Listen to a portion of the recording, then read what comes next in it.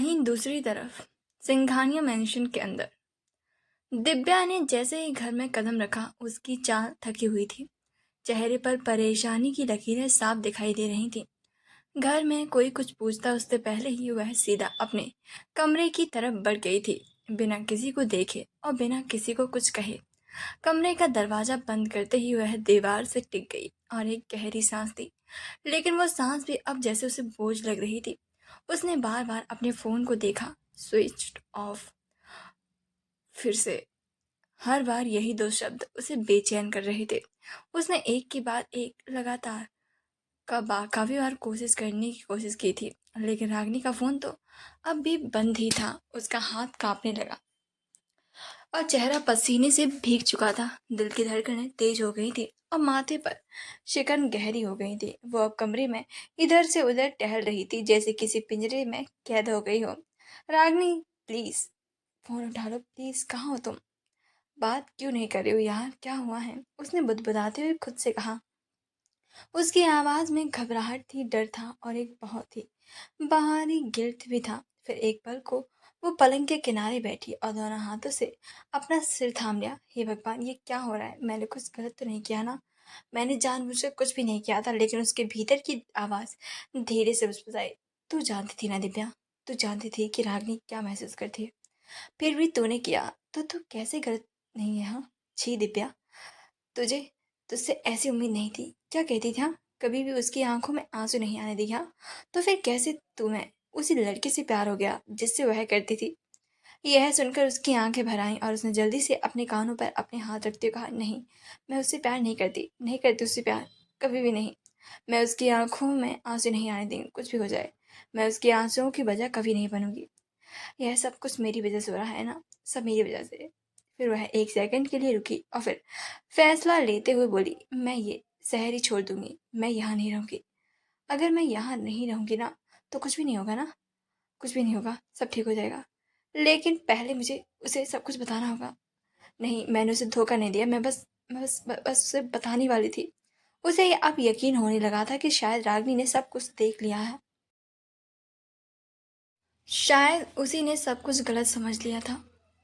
हे भगवान, ऐसा मत करो प्लीज, सब सही कर दो। मैं सब कुछ साफ करना चाहती हूँ। मुझसे अब ये सब छुपाया नहीं जाएगा। मुझे उससे बात करनी ही होगी। अगर उसे कुछ हो गया तो मैं जी नहीं पाऊंगी। प्लीज सब सही कर दो, प्लीज। वो अपनी आंखें बंद करके प्रार्थना करने लगी थी। अब उसमें साहस आ रहा था। मैं उससे मिलूंगी, सब बताऊंगी, चाहे वो मुझसे बात करे या नहीं, लेकिन मैं भागूंगी नहीं। मुझे उससे बात करनी होगी। पर उसका दिल अब भी कांप रहा था, क्योंकि उसे पता था कुछ भरोसे अगर एक बार टूट जाए तो उन्हें जोड़ने में शब्द नहीं, वक्त लगता है। वह परेशानी से इधर से उधर घूम ही रही थी कि तभी रिया ने कमरे में आते हुए कहा, दिव्या, क्या कर रही हो? हाँ तुम? हाँ, टाइम देख रही हो? तैयार नहीं होना क्या? यह सुनकर दिव्या को याद आया, आज पार्टी है और उस पार्टी में रागनी भी होगी, जिससे उसकी आंखें चमकने लगी और उसने जल्दी से कहा, हाँ माँ, होना है ना? आप प्लीज जल्दी से तैयार करने वाले को भेज दीजिए, तब तक मैं नहा कर आती हूँ। और वह जल्दी से बाथरूम की ओर भाग गई। वहीं यह देखकर रिया ने अपना सिर ना में हिलाते हुए कहा, इस लड़की का सच में कुछ भी नहीं हो सकता, तूफान है पूरी की पूरी। और फिर वह जल्दी से तैयार होने के लिए चली गई। वहीं दूसरी तरफ सिद्धार्थ अपने बेडरूम में बेड पर बैठा हुआ था। कमरे में एक अजीब सी खामोशी थी, बस मोबाइल की हल्की सी रोशनी, उसके अंगूठे की हल्की सी हरकत जो स्क्रीन पर ऊपर से नीचे हो रही थी। सिद्धार्थ बेड पर बैठा था और तकिए से टिक कर मोबाइल स्क्रॉल कर रहा था, लेकिन उसका ध्यान कहीं और था। उसकी आंखें सोनी सी थीं और चेहरा थका हुआ। बार बार उसकी अंगुलियां डी नाम से सेव किए गए चैट पर जाकर रुक जाती और फिर खुद ही लौट जाती और वह रील को स्क्रॉल करने लगता। तभी अचानक से एक रील सामने आई। एक कपल आपस में लड़ते हैं, जिसमें लड़की गुस्से से कुछ कहती है और लड़का उसे कसकर गले लगा लेता है और अगले ही पर दोनों हंसने लगते हैं और एक दूसरे को माफ करते हुए। वह कुछ सेकंड उस रील को घूरता रहा और फिर अचानक से गुस्से के साथ वह शिट, उसने झल्लाकर फोन को दीवार पर फेंक दिया। मोबाइल जोर से आवाज के साथ जमीन पर जा गिरा और उसकी सांसें तेज हो गईं। अचानक से उसकी आंखों से आंखों से आंसू बह निकले। उसका गुस्सा, दर्द, तड़प सब एक साथ बाहर आ गया था। उसने अचानक गुस्से से कहा, क्यों? क्यों दिव्या? मैंने क्या गलत किया? हाँ, क्यों मुझसे दूर भाग रही हो? क्यों कर रही हो ऐसा? बताओ मुझे।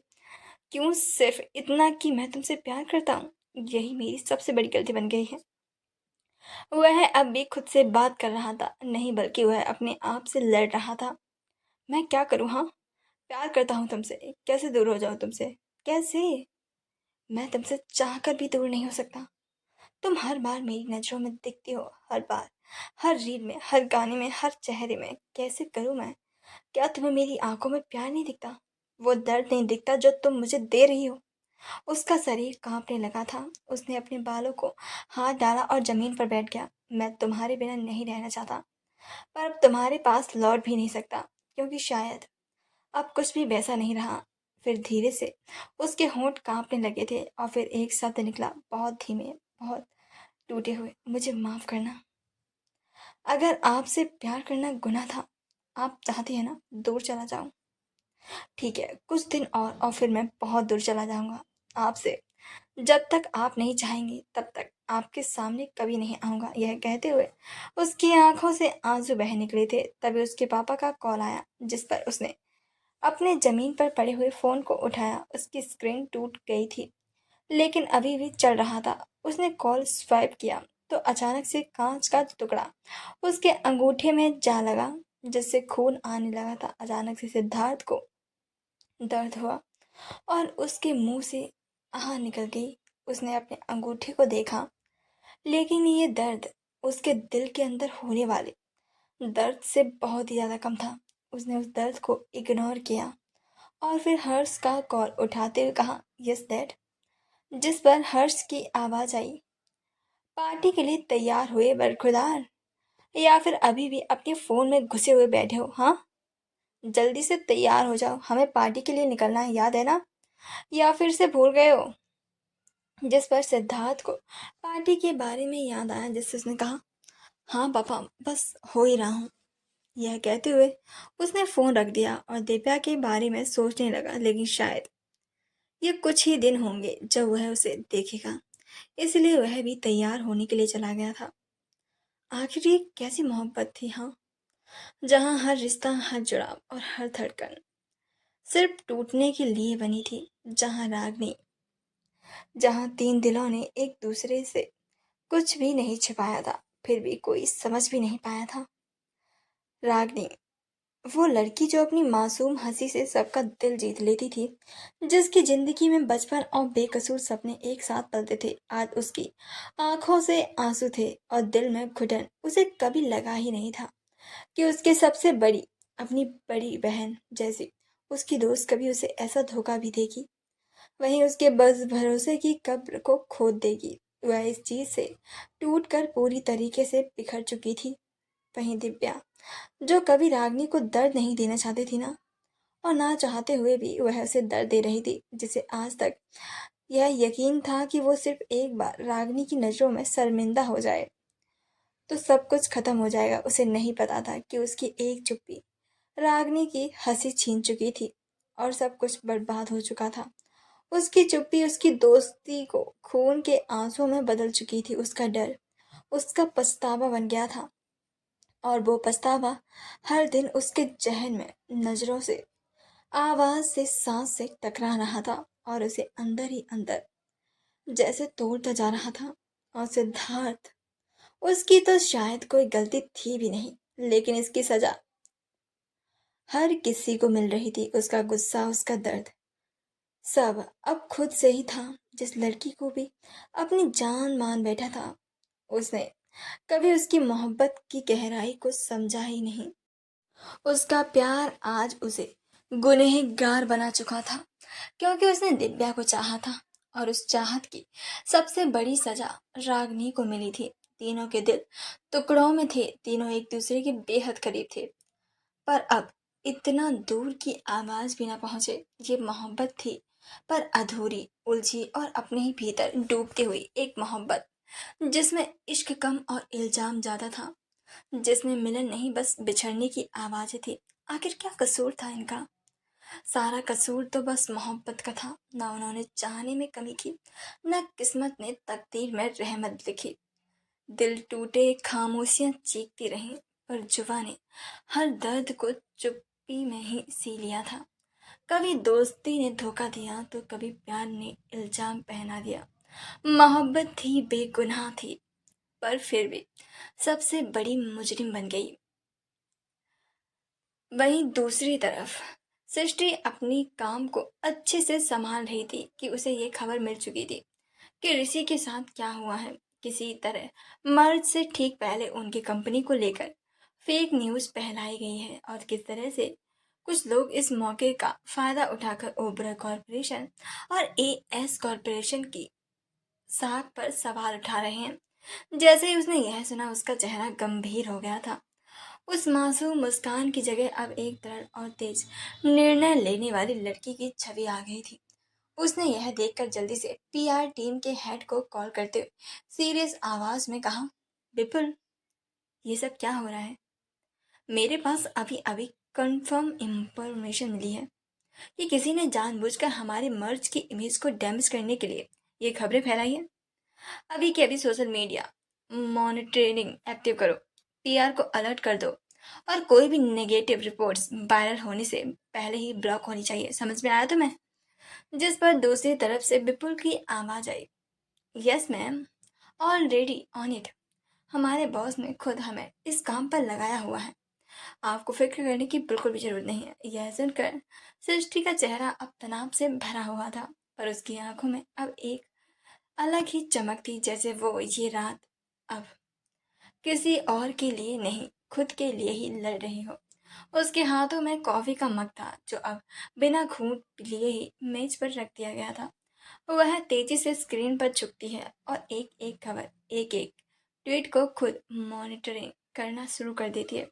ये सब क्या बकवास है? हाँ, तभी उसे याद आता है जब वह पहली बार ऋषि को देख रही थी। तब भी तो उसने अपने दिमाग में यही सब कुछ सोचा था कि ऋषि एक अमीर बाप का बिगड़ा हुआ अमीर ज्यादा है और अपने आप के पैसों पर ही पलता है। और ये याद आते ही उसने अपनी आंखें बंद कर ली। अब उसे अपनी ही बातों पर गिल्ट हो रहा था।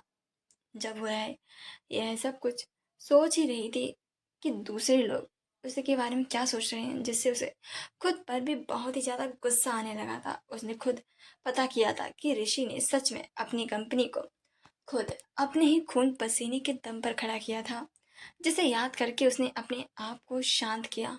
और फिर अचानक से ऋषि को कॉल लगाने लगी, लेकिन ऋषि तो कॉल को पिकअप ही नहीं कर रहा था। यह देखकर वह थोड़ी सी परेशान हो गई। वह वापस से कॉल करती कि तभी एक स्टाफ ने आकर जल्दी से कहा, आपकी ड्रेस आ गई है मैम, प्लीज़ आप भी तैयार हो जाइए क्योंकि मेहमान आने शुरू होने वाले हैं।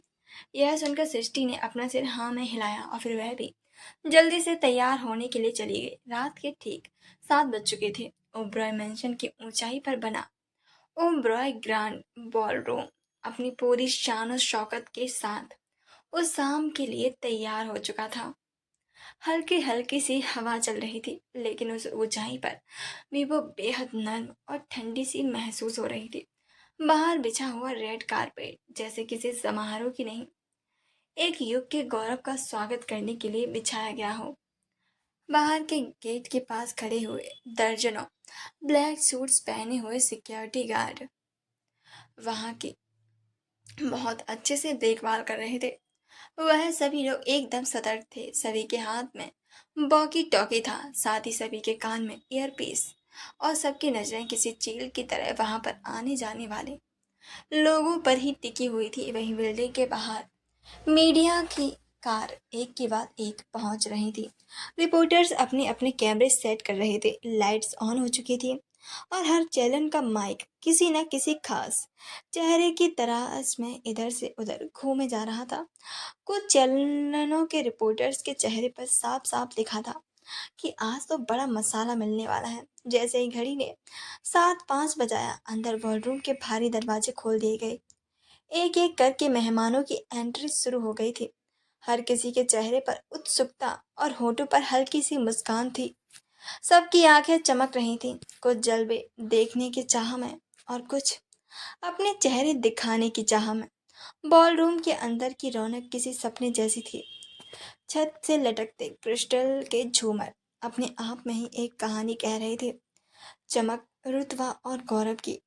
चारों तरफ गोल मेजें सजी थीं। हर मेज पर सफेद रेशमी कपड़ा और गोल्डन टेबल रनर और बीच में रखा था एक सुनहरा सा गुलदान जिसमें ताजे सफेद गुलाब के फूल रखे गए थे।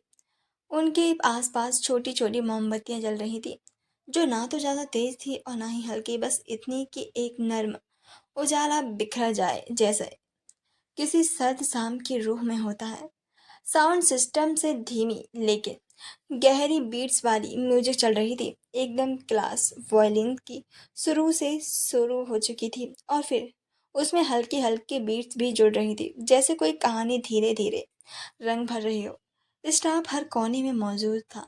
लड़कियां रेड थीम की ड्रेस में और लड़के क्लासिक ब्लैक एंड वाइट में। हर कोई अपने अपने काम में लगा था। किसी ने कोई जल्दबाजी नहीं की, ना ही कोई गड़बड़ी की। सब कुछ एक घड़ी की तरह ही चल रहा था। कहने को ये पार्टी थी, लेकिन यहाँ मौजूद हर व्यक्ति जानता था आज की रात में सिर्फ शराब और संगीत नहीं, बहुत सारे सवाल और जवाब भी शामिल हैं। रिपोर्टर्स की नजरें घूम रही थी, कभी ऋषि ओबरॉय पर तो कभी आने वाले तमाम सेलिब्रिटियों पर। वहीं सबसे ज्यादा तो सबके मन में यही सवाल था कि ऋषि ओबरॉय कहाँ है? क्या वह आज सामने आएंगे? क्या वह जवाब देंगे उस खबर का जो आज सुबह से हर चैनल पर थी? क्या सच में ओबरॉय कॉरपोरेशन की बुनियाद एक झूठ पर बनी हुई है? इन सवालों की गर्मी में भी हॉल के भीतर की ठंडक किसी महल जैसी लग रही थी। वहीं हॉल के एक कोने में हल्की रोशनी के नीचे खड़ी थी सृष्टि। वो अकेली नहीं थी, उसके साथ भी उसकी मौजूदगी जो भीड़ में भी सबसे अलग और सबसे असरदार लग रही थी। उसने आज के लिए चुना था एक गहरा मिडनाइट ब्लू रंग का सिल्की गाउन, जिसकी बनावट इतनी ज्यादा शानदार थी कि वो चलते वक्त जैसे फर्श पर लहराता हो। कंधे हल्के से खुले थे, लेकिन ड्रेस की फिटिंग में एकदम एलिगेंस और गरिमा थी। कमर पर एक पतली सी सिल्वर बेल्ट थी जो उसकी स्टाइल को एक स्ट्रक्चर देती थी, प्रैक्टिकल और ग्रेसफुल। उसके बाल खुले नहीं थे, नीचे की ओर एक लॉ में पिन किए गए थे, जिसमें कुछ स्ट्रेट्स जानबूझकर ढीले छोड़े गए थे, जैसे जानबूझकर हर फैक्ट होने से इनकार कर रहे हो। गले में एक बारीक डायमंड चौकोर, कानों में उसके सिग्नेचर स्टम्प्स और हाथ में वॉच के साथ एक फॉर्मल ब्लैक आईपैड क्लच। उसकी चाल तेज थी, नजरें सीधी और ठोस हर जगह मौजूद थी, पर उस मजबूत चेहरे के पीछे कुछ था, कुछ अधूरा, कुछ जो अंदर ही अंदर उसे खा रहा था। क्योंकि आज वो सिर्फ एक इवेंट मैनेजर नहीं थी, वो उस कंपनी का चेहरा बचा रही थी जिसे उसने अपने खून पसीने से सींचा था। और साथ ही शायद कहीं से दिल के किसी कोने में ऋषि ओबरॉय के लिए भी वो सब कुछ जो शायद कभी कह नहीं पाई थी। बिल्डिंग के बाहर खड़ी बड़ी बड़ी हस्तियों ने आना शुरू कर दिया था, जिसे सृष्टि खुद पर्सनल जाकर ग्रीट कर रही थी। देखते देखते सिंघानिया फैमिली भी वहां पर पहुंच चुकी थी। उनका स्टेटस, उनकी सांस, सब कुछ जैसे उस रेड कारपेट पर उतर आया था। उनकी कार रुकते ही अमन सिंघानिया सिल्वर ग्रे टस्कीडो में अपनी क्लासिक मुस्कान के साथ अपनी पत्नी काव्या के साथ हाथ को थामे हुए बाहर निकले। काव्या ने गहरे जामुनी रंग की साड़ी पहन रखी थी, जिसमें वो बेहद ही शालीन और एलिगेंट नजर आ रही थी। उनके साथ चल रहे थे विवेक सिंघानिया, जो हमेशा की तरह अपने रॉयल स्टाइल में सफेद शेरवानी और नेहरू जैकेट में थे, और उनका हाथ थामे हुई थी रिया सिंघानिया, कंधे से गिरती हुई स्कारलेट रेड ड्रेस में फ्लैश लाइट की सबसे चहेती लग रही थी। उनके जाने के बाद दिव्या की भी कार आकर रुकती है। दिव्या मरून और गोल्डन की भारी एम्ब्रॉयडरी वाली ड्रेस में कुछ अलग सी शांत और कुछ परेशान, लेकिन फिर भी पूरी कोशिश कर रही थी कि खुद को संभालने की।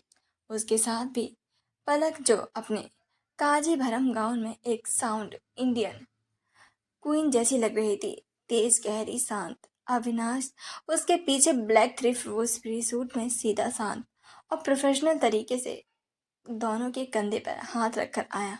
वहीं भीड़, कैमरे और चमचमाती रोशनियों के बीच जब पलक की नज़र उस कोने में खड़ी सृष्टि पर पड़ी तो उसकी आंखें चमकने लगी और चाल अचानक से तेज हो गई। ओबरा बॉलरूम के दरवाजे पर बस कुछ कदम पहले पलक ने किसी भी औपचारिकता को परे रखते हुए अपनी हाई हील्स में सीधा सृष्टि की ओर बढ़ना शुरू कर दिया था। सृष्टि उस वक्त अपने टैबलेट में कुछ लास्ट मिनट नोट्स देख रही थी, लेकिन अचानक से अपने नाम की एक जानी पहचानी आवाज को सुनकर उसने सिर उठाया और सामने खड़ी थी पलक, जो ऊपर चली आ रही थी। और उसे देखते ही उसके चेहरे पर एक बड़ी सी स्माइल आ गई थी। वही पलक ने आते ही बिना कुछ कहे सृष्टि को अपनी बाहों में भर लिया था। वो कोई लंबा या फिर ड्रामेटिक हग नहीं था, बल्कि वो एक टाइट हग था जो कि कम वक्त वाला था, लेकिन बहुत सच्चा और आलिंगन था। कैसी है तू? हाँ। पलक की आवाज थोड़ी सी भारी हो गई थी जब उसने यह सृष्टि से पूछा था। वहीं सृष्टि के होठों पर उसकी आवाज सुनकर और उसे देखकर बड़ी सी स्माइल आ गई थी। उसने धीरे से कहा, बिल्कुल ठीक हूँ, तू बता, तू कैसी? हाँ। वाह यार, क्या लग रही है तू? जिस पर अविनाश ने बीच में आते हुए कहा, अरे साली साहिबा, आप हमसे पूछिए कि आखिरकार हम कैसे हैं। आपकी दोस्त तो हमेशा ही अच्छी रहती है, बल्कि खून तो वो हमारा चूसती है ना। जिस पर पलक ने अविनाश को घूरते कहा, कुछ ज्यादा नहीं बोल रहे तुम? हाँ। जिस पर अविनाश ने जल्दी से एक बड़ी सी स्माइल के साथ कहा, बिल्कुल भी नहीं। हमारी क्या मजाल कि हम आपके सामने कुछ बोल भी सकते हैं। और फिर सृष्टि की तरफ देखते हुए कहा, देखा, आपने ऐसे ही अपनी आंखों से घूर घूर कर हमें डराती रहती हैं। आपने सच में हमें ऐसी डरावनी पहन क्यों दे दी? जिस पर सृष्टि ने पलक से कहा, जीजू को डराया मत कर, थोड़ा सा तो रहम किया कर। जिस पर अविनाश जल्दी से बोलता है, हाँ हाँ, सिखाइए सिखाइए कि हस्बैंड से कैसे बात बात की जाती है, बल्कि अगर हम ज्यादा कर देना तो ये तो हमें मारने तक। जिस पर पलक ने जल्दी से उसका मुंह बंद करते हुए कहा, अविनाश तुम तो अंदर चलो, फिर मैं बताती हूँ तुम्हें।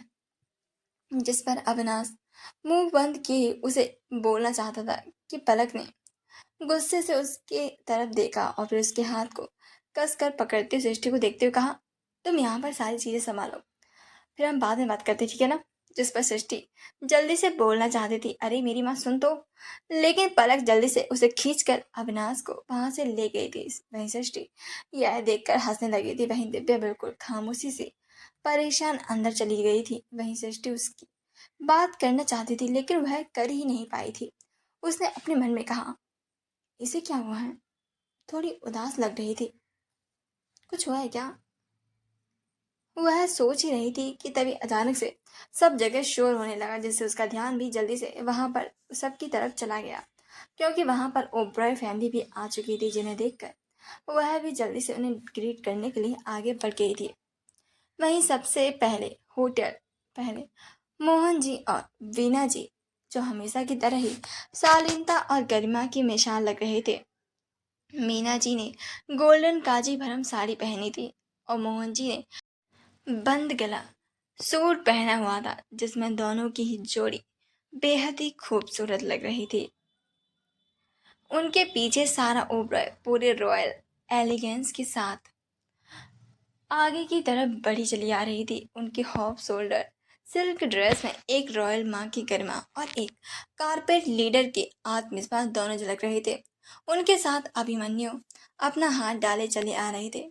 सृष्टि सबको मुस्कुराकर ग्रीट कर रही थी और सबको अंदर जाने के लिए बोल रही थी, लेकिन वहां पर रिपोर्टर्स और मीडिया पागलों की तरह सबके फोटोज ले रहे थे। साथ ही बहुत से सवाल भी पूछ रहे थे, लेकिन वहां पर सभी ने उन सवालों को इग्नोर किया। उन सभी के आने के बाद सृष्टि की भी एंट्री हुई। उसका पिन गाउन जितना खूबसूरत था, चेहरे पर उतनी ही उदासी की परत छाई हुई थी।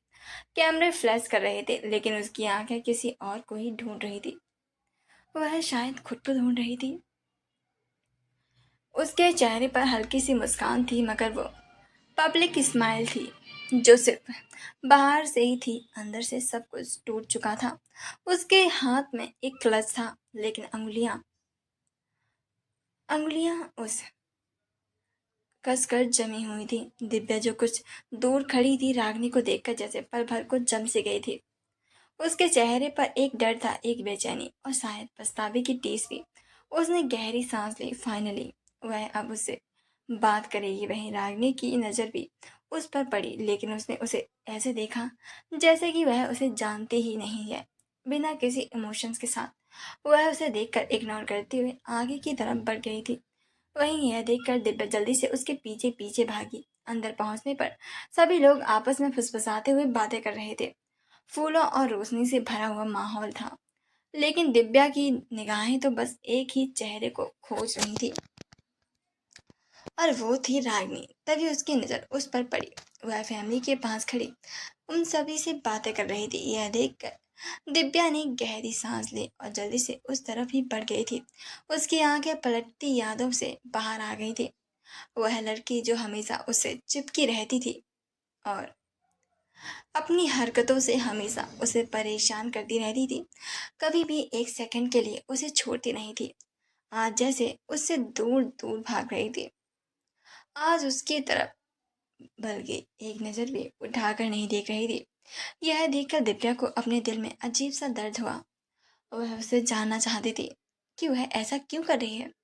आखिर क्यों इस तरह से अजनबी सा बिहेव कर रही थी। दिव्या की सांस जैसे तेज किसी ने छीन ली हो। उसने तुरंत कदम बढ़ाते हुए कहा, रागिनी। लेकिन रागिनी ने उसकी तरफ देखा भी नहीं था। उसकी आवाज़ सुनकर वहां पर कुछ लोग उसे देखने लगे थे, जिससे साफ था कि उसने भी सुन लिया होगा। फिर भी वह उसे इग्नोर कर रही थी। यह देखकर उसे अब अपने अंदर जैसे गुस्सा आने लगा था।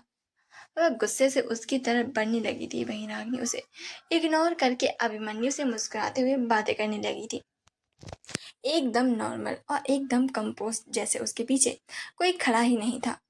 यह सुनकर दिव्या ने एक बार फिर से आवाज दी, रागिनी। दिव्या अब उसके बिल्कुल पास थी और आवाज में टूटन थी, साथ ही आंखों में उम्मीद भी थी। वहीं अभिमन्यु ने दिव्या को देखते हुए कहा, क्या हुआ दिव्या, सब सही है ना बेटा। जिस पर रागिनी ने भी उसे मुड़कर देखा, बिल्कुल हल्का, जैसे कोई अजनबी किसी भीड़ में रास्ता पूछ रहा हो। और फिर वह बगल से निकलते हुए दूसरी तरफ बढ़ गई और वह एक महिला से बातें करने लगी थी। किसी क्लाइंट की वाइफ थी शायद।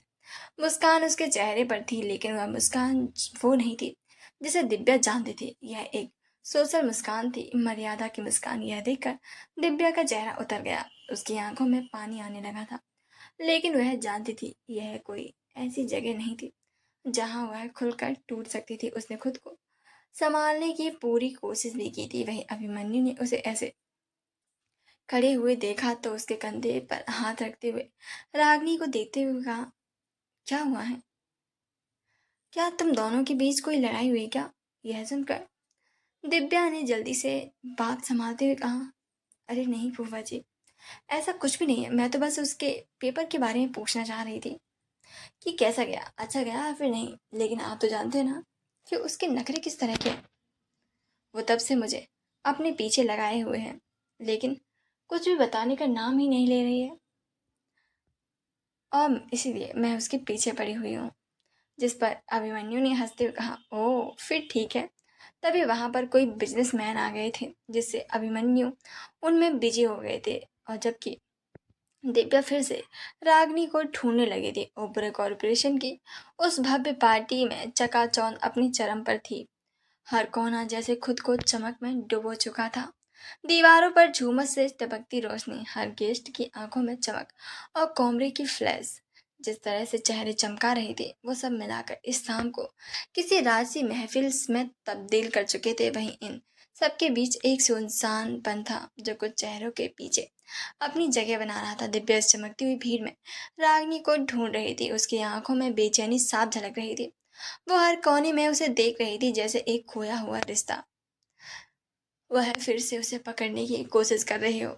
लेकिन वह उसे चाहकर भी जैसे पकड़ नहीं पा रही थी। उसने उसे जल्दी से इधर उधर देखा और एक झलक उस कोने में किसी से बात करते हुए देख लिया तो वह तेजी से उसकी तरफ बढ़ी, बड़ी उम्मीद से कि शायद अब बात हो जाएगी, शायद रागिनी उसे सुन लेगी, शायद। लेकिन रागिनी जैसे पत्थर हो गई थी। उसने दिव्या की तरफ एक बार भी नहीं देखा था। वो उसके पास से इस तरह से निकल गई जैसे कि वो किसी जिंदगी का हिस्सा ही ना रही हो। दिव्या वहीं ठिठक गई। उसकी सांसें जैसे तेज हो गई थी, उसकी आंखों में आंसू झलक पड़े थे और होठों पर झुंझलाहट की लकीरें आ गई थी। वो चाहती थी कि कोई उसे समझे, लेकिन वहां पर तो कोई नहीं था। वो थोड़ी देर वहीं पर खड़ी रही और फिर उसकी आंखें रागिनी पर जा पड़ी, जो अब सारा और काव्या से मुस्कुरा मुस्कुरा कर बातें कर रही थी। यह देखकर जैसे दिव्या के अंदर की उम्मीद और टूट गई। उसकी आंखों में एक दर्द था जो सिर्फ वही समझ सकती थी। उसने उस दिशा में कदम बढ़ाए, लेकिन तभी सिद्धार्थ अपने मॉम डैड के साथ वहां पर पहुंच गया था। भीड़ एक पल भी जैसे रुकी। कमरे उसके चेहरे की तरफ मुड़ चुके थे। वहीं उसे देखकर दिव्या का चेहरा एक पल में जैसे ठंडा पड़ गया था। उसकी मुस्कान जो अभी जरा सी बची थी वो भी फीकी पड़ गई थी। उसकी आंखें उस चेहरे को देख रही थी जिसे वो भूलना चाहती थी, लेकिन हर रोज उसके ख्वाबों में वही आता था। वही हर्ष, अभिमन्यु का क्लोज फ्रेंड, सारा से गर्मजोशी से मिल रहा था, उसे बधाई दे रहा था। हर्ष का अंदाज हमेशा ही दिल खोलकर बोलने वाला था, जो सारा से मजाक के लहजे में कुछ कहता जैसे सारा मुस्कुरा देती। लेकिन रागिनी की नजर उस हंसी के बीच भी सिद्धार्थ पर ही थी। वहीं सिद्धार्थ आज बहुत हैंडसम लग रहा था, लेकिन वह जब से अंदर आया था उसकी नजरें पूरे हॉल को घूर रही थी। लेकिन फिर अनायास ही उसकी आंखें एक जगह पर जाकर रुक जाती हैं, और वह थी दिव्या पर। उसकी आंखों की दिशा जैसे वहीं पर फ्रीज हो गई थी। यह देखकर जो किसी अपनी को ढूंढती थी, किसी खोए हुए हिस्से को। और आगनी जिसने वो नजर देख ली थी, उसका कलीजा जैसे टुकड़ों में बिखर गया था। उसकी आंखों में नमी थी, पर होठों पर मुस्कान रखने की एक आखिरी कोशिश थी। पर वो कोशिश ज्यादा देर तक टिक नहीं सकी और उसकी आंखें लाल हो गईं। गुस्से और दर्द से वो एक पल को स्थिर खड़ी रही। उसके पैर जैसे कांप रहे थे, और फिर वह बिना किसी को देखे, बिना किसी से कुछ कहे, वो तेजी से मुड़ी और वॉशरूम की ओर दौड़ पड़ी। उसकी आंखों के सामने वही दृश्य घूम रहा था, सिद्धार्थ दिव्या जब एक साथ थे। वो रुक नहीं सकती थी, वो बिखरना नहीं चाहती थी सबके सामने। वो अब फिर से किसी के सामने कमजोर नहीं दिखना चाहती थी। उसकी चाल तेज थी, पर दिल की धड़कनें उससे भी ज्यादा तेज थी। और इस बीच भी पार्टी चल रही थी, झूठी मुस्कुराहट के साथ, फरेबी रिश्तों की भीड़ में। लेकिन रागनी वो अब इन सब से परे हो चुकी थी।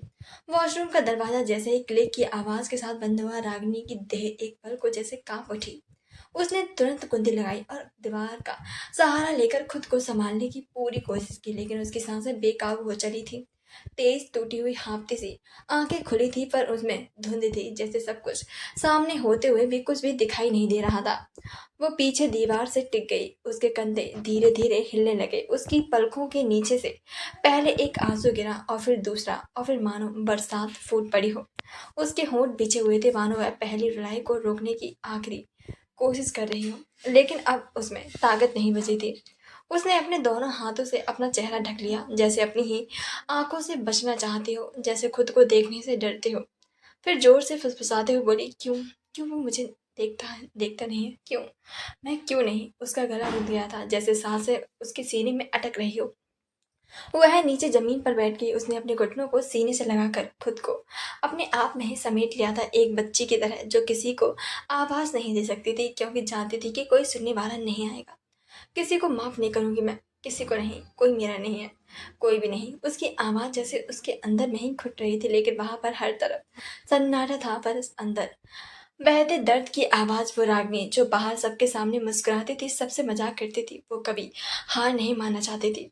अब उसी मुस्कान के पीछे दर्द से जूझ रही थी। उसे वो सारे पल याद आ रहे थे, सिद्धार्थ की आंखें जो दिव्या को ढूंढ रही थी, वो नजरें जो किसी रागनी पर रुका करती थी, आज किसी और के लिए थी। और वह हंसी जो दिव्या के पास जाकर उसके चेहरे पर आ जाती थी, वही हंसी जो अब रागनी के हिस्से से मानो छीन ली गई थी। उसने शीशे में खुद को देखा, पर खुद को पहचान नहीं पाई। वो चेहरा उसे अजनबी लग रहा था। वो कुछ ही घंटों में पूरी तरीके से बदल चुकी थी। मैं कहाँ चली गई हूँ? उसकी आवाज जैसे खुद को कानों तक नहीं पहुंच रही थी। बहुत देर तक वो वहीं पर बैठी रही, जैसे वक्त भी उसके साथ रुक गया हो। बाहर पार्टी चल रही थी, शोर, रोशनी, हंसी, और अंदर इस दरवाजे के पीछे रागनी का टूटना। और इस बार वह टूटकर बिखरना नहीं चाहती थी। वह उस दर्द को जी लेना चाहती थी, पूरा महसूस करके, ताकि जब वो बाहर निकले तो उसके चेहरे पर फिर से वो नकली मुस्कान वापस आ सके। काफी देर बाद खुद को ठीक करके उसने वॉशरूम का दरवाजा धीरे से खोला, लेकिन अंदर की टूटन उसकी चाल में अब भी मौजूद थी। चेहरे पर कोई भाव नहीं था, आंखें लाल थी और होंठ जोर से एक दूसरे से भिजे हुए थे, जैसे उसने खुद से ही कोई कसम खा ली हो। कि अब और नहीं टूटे कि वह सिर झुकाए धीमे कदमों से बाहर निकली ही थी कि सामने एक अनमनी बेचैनी सी दिव्या खड़ी मिली। दिव्या की आंखें उसे देखते ही चिंता से भर गई थी। उसने एक नज़र में समझ दिया रागनी रो कर आई है। उसकी आंखों के नीचे की सूजन, उसकी हल्की कांपती पलकों ने सब बयां कर दिया था। उसने जल्दी से आगे बढ़ते हुए रागनी का हाथ पकड़ लिया और उसे वॉशरूम की तरफ ले जाते हुए उसे देखते बोली, रागनी क्या हुआ है? तू रो रही थी ना, लेकिन क्यों? क्या हुआ है देख। मैं सब समझ सकती हूँ हाँ? लेकिन प्लीज मुझे इग्नोर क्यों कर रही तू? हाँ, क्या मैं जान सकती हूँ क्या हुआ है तुझे? उसका स्वर धीमा था पर आवाज में झूठी सी मासूमियत भी छुपी थी। रागनी वहीं ठिठक गई। उसकी नजरें पहले दिव्या के चेहरे पर पड़ी, फिर उसके हाथ पर जिसने उसका हाथ थामा था, और फिर उस चेहरे की स्मृति में गूंज उठे वो सारे लम्हे, वो सारी बाहर किया जो बातें जो रागनी ने कभी अपने सबसे प्यारे दोस्त से साझा की थी। लेकिन आज आज वही चेहरा उसकी सबसे गहरी चोट बन चुका था।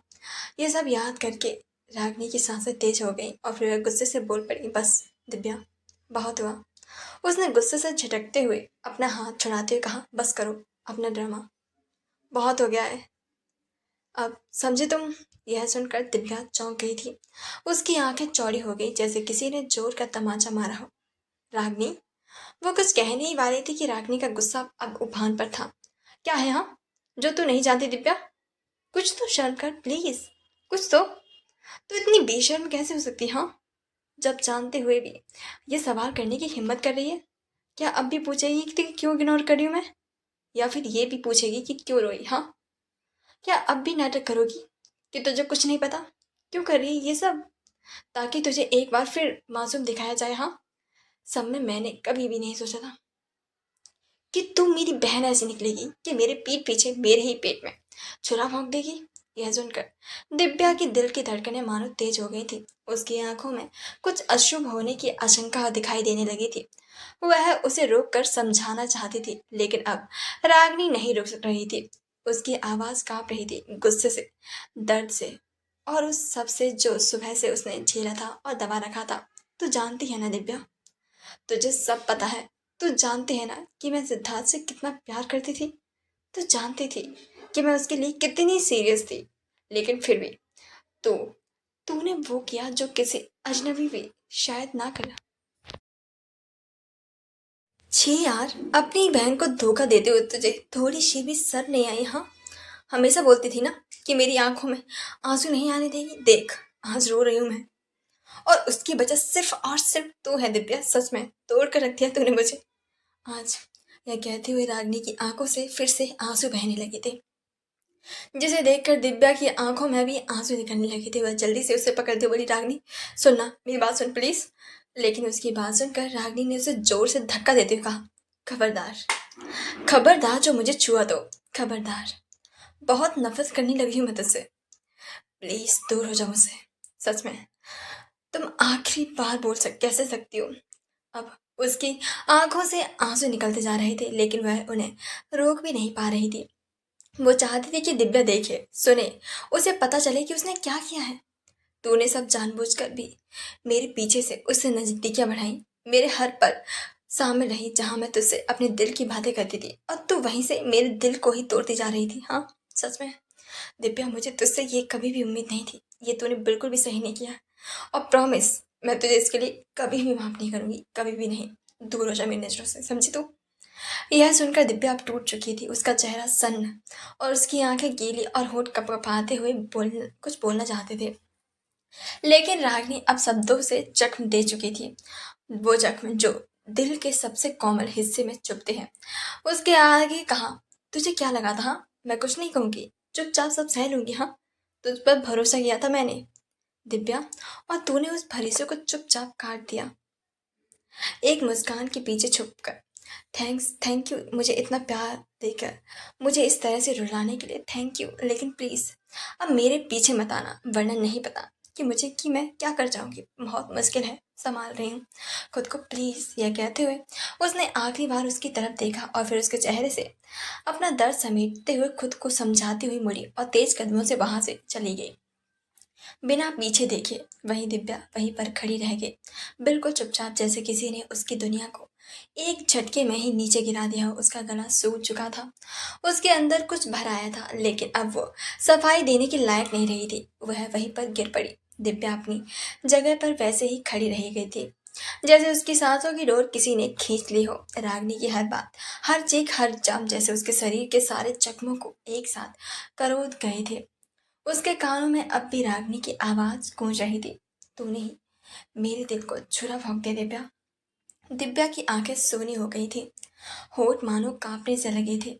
किसी तरह से उसने दीवार का सहारा लिया और खुद को घसीटते हुए एक खाली कॉरिडोर की तरफ ले गई। वहां पहुंचते ही जैसे उसका दम टूट गया हो, वह फर्श पर बैठ गई और घुटनों को अपने सीने में लगा लिया और फिर झुकाकर फूट फूट कर रोने लगी। वह धीमे धीमे भीतर से टूटने लगी थी। मैंने मैंने क्या कर दिया? उसके होंठ कांपते हुए बुदबुदाए, एकदम धीमे, लेकिन उस दर्द के साथ जैसे वो हर शब्द अपने खून से लिख रही हो। मैंने सब बर्बाद कर दिया। क्यों? क्यों मैं उसके करीब गई? क्यों मैंने नहीं रोका खुद को? क्यों मैंने रागिनी की आंखों में झांक कर अपनी उसकी पीठ में खंजर घोंप दिया? क्यों? वो अब खुद से बात नहीं कर रही थी, वो खुद से सवाल कर रही थी, खुद को सजा दे रही थी। उसकी अंगुलियां उसके बालों में उलझने लगी थी और आंखों से बहते आंसू जैसे अब रुकने का नाम नहीं ले रहे थे। मुझे रोकना चाहिए था ना। मुझे इतनी बड़ी भूल कैसे हो गई? हाँ रागनी, मेरी रागनी, मेरी सबसे प्यारी दोस्त, मेरी छोटी बहन, तो आज मेरी वजह से ऐसे टूटे। मुझसे नहीं देखा गया तेरा चेहरा, वो दर्द, वो गुस्सा, वो बेइज्जती, सब मेरी वजह से है। तो बिल्कुल सही है, मैं बहुत बुरी हूँ। मैं ऐसा कैसे कर सकती हूँ? फिर अचानक जैसे वो खुद से बुरी तरीके से नफरत करने लगी हो, उसने अपने हाथों से अपने सिर पर जोर से मारा और चिल्लाते हुए बोली, मैं बहुत बुरी हूँ, बहुत ही ज्यादा घटिया इंसान हूँ। आखिर कैसे इतनी मतलबी हो गई मैं? हाँ, तू मेरी दोस्त थी और मैंने तुझे तुझे ही तोड़ दिया। सब मेरी गलती है, सब मेरी गलती है। मैं बहुत बुरी हूँ, मुझे मर जाना चाहिए। मैं तुझे कैसे रुला सकती हूँ, तुझे कैसे हर्ट कर सकती हूँ? मुझे तो सब पता था ना, मुझे सब पता था। सारी मेरी गलती है, मैं हूँ सबसे बड़ी गुनहगार। बोलते बोलते अब वो खुद को मारने लगी थी, जैसे कोई सजा दे रही हो खुद को। काफी देर मारने के बाद उसने जोर से चीखते हुए कहा, मैंने सब खत्म कर दिया, मैंने सब खत्म कर दिया, उसकी मासूमियत, उसका सब कुछ छीन लिया मैंने। वो जोर से सिसक उठी, उसका बदन कांप रहा था। उसे लग रहा था जैसे दीवारें भी उसे देख रही हैं, जज कर रही हैं, जैसे उसकी भी परछाई उसे घृणा कर रही है। जिस चीज से डरती थी वही हो गया। वो मुझसे नफरत करने लगी और मुझे उससे वो प्यार नहीं चाहिए था।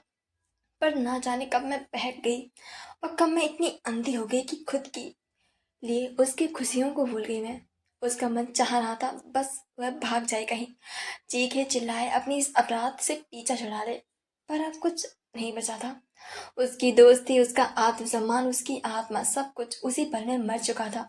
दिव्या वहीं पर जमीन पर बैठी रही, सिसकती रही और अपनी ही गलती की राख में खुद को जलाती रही, धीरे धीरे बेआवाज। वहीं the Oberoi ASMR celebration night अब पूरी तरीके से अपने रंग में आ चुकी थी। रेड कारपेट पर एक के बाद एक सुपर स्टार्स, बिजनेसमैन और business tycoon, political leaders, film industry के चर्चित चेहरे पहुंचने लगे थे। बॉलीवुड सुपरस्टार रईस खान अपने सिग्नेचर सूट और काले चश्मे में वहां पर पहुंचे। उनके पीछे उनकी पत्नी और फैशन आइकॉन जोया खान भी थी, जिन्होंने अपने गोल्डन गाउन में सबका ध्यान खींचा था। बिजनेस वर्ल्ड के जाने माने नाम मिस्टर आदित्य मेहरा, जिसके आने से मीडिया की हलचल और तेज हो गई थी। फैशन क्वीन नताशा मल्होत्रा, जो हर पार्टी की जान होती थी, अपने वाइट फेदर गाउन में रेड कार्पेट पर जैसे बर्फ से फिसलती जा रही थी। यंगस्ट की फेवरेट म्यूजिक आइकन अल्ताफ अपनी टोपी और चैन में अपने यूथफुल स्वैग के साथ पहुंचे, जिसके साथ ढेर सारे फैंस सेल्फी लेने को बेताब थे। हर मेहमान के चेहरे पर उत्साह था, लेकिन कैमरों की लेंस बार बार घूम रही थी, जिससे सिर्फ एक चेहरे को ढूंढने के लिए, ऋषि ओबराय। रिपोर्टर्स अपने सवालों के साथ तैयार थे। कैमरों के पीछे की हलचल, क्या ये मर्ज वाकई में सच है? AS कॉरपोरेशन पर फिर कंपनी का आरोप लग चुके हैं। क्या ओबराय ग्रुप इससे भी नीचे गिर सकता है? क्या ऋषि ओबराय सिर्फ नाम के ओबराय हैं या असली उत्तराधिकारी भी हैं? वह सभी लोग अपने सवालों को लेकर खड़े हुए थे और ऋषि के आने का वेट कर रहे थे। साथ ही वहां पर एक के बाद एक जितने भी लोग आ रहे थे उन्हें देखकर वह सांसें ले रहे थे, क्योंकि उन सभी को देख पाना हर किसी की बस की बात नहीं थी। और आज इतने लोगों को एक साथ इनवाइट करना, यह तो सिर्फ और सिर्फ ओबरॉय फैमिली ही कर सकती थी। काफी देर तक लोग वहां पर आते और जाते रहे। रात के 8 बज चुके थे। अब वो लम्हा आने वाला था जिसका इंतजार उस शाम की हर रोशनी कर रही थी। हर कैमरा, हर निगाह, हर धड़कन बाहर रेड कारपेट पर हलचल तेज हो चुकी थी। हर रिपोर्टर के चेहरे पर उत्सुकता बनी हुई थी, ये जानने की कि आखिर ऋषि ओबरॉय कब आएगा। फोटोग्राफर्स ने पहले ही अपने लेंस सेट कर लिए थे।